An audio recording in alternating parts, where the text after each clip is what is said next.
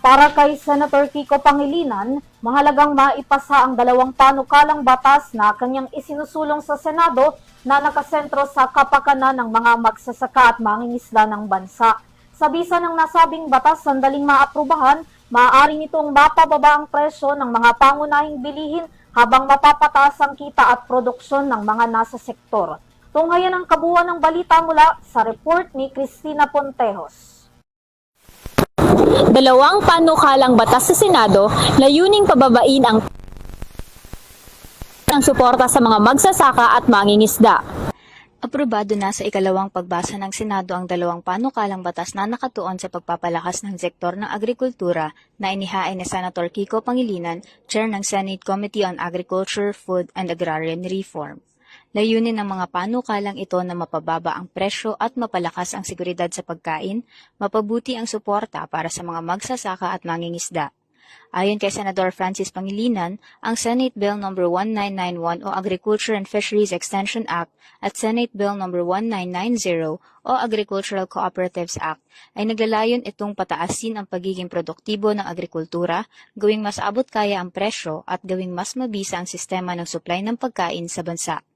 Saklawin ng mga panukala na muling ilagay sa pamamahala ng pambansang pamahalaan ang Agricultural Extension Services upang mas mapalawak ang akses ng mga magsasaka, mangingisda at iba pang sektor ng agrikultura sa makabagong teknolohiya sa pagsasaka, mga pamamaraang angkop sa epekto ng climate change, pananaliksik, pagsasanay at iba pang teknikal na suporta.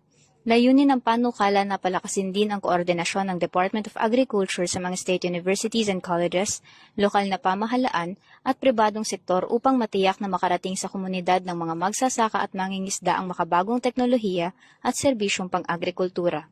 Binigyang diin din ng senador na ang paglutas sa mataas na presyo ng mga bilihin ay nagsisimula sa pagbibigay ng sapat na suporta sa mga lokal na magsasaka at mangingisda. Anya, hindi dapat patuloy na umasa ang bansa sa mga inaangkat na produktong pang-agrikultura. Samantala, layunin naman ng Agricultural Cooperatives Act na maibalik ang Bureau of Agricultural Cooperatives upang higit na mapalakas ang mga kooperatiba ng mga magsasaka at mangingisda. Sa pamamagitan nito, inaasahang mapapabuti ang kanilang akses sa pondo, mga pasilidad para sa post-harvest, kagamitan sa pagproseso ng produkto, imbakan, transportasyon at mas malawak na pamilihan.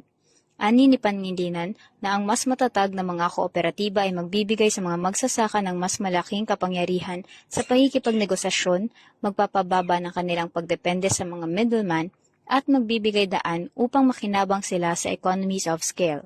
Umaasa rin ang senador na isasama ni Pangulong Ferdinand Marcos Jr. ang dalawang panukalang batas sa mga prioridad ng Legislative Executive Development Advisory Council o LEDAC. Anya, ang pagpasa sa mga panukalang ito ay isang mahalagang hakbang tungo sa pagbuo ng mas produktibo, matatag at mas maayos na sistema na makatutulong sa pangmatagalang seguridad sa pagkain ng bansa.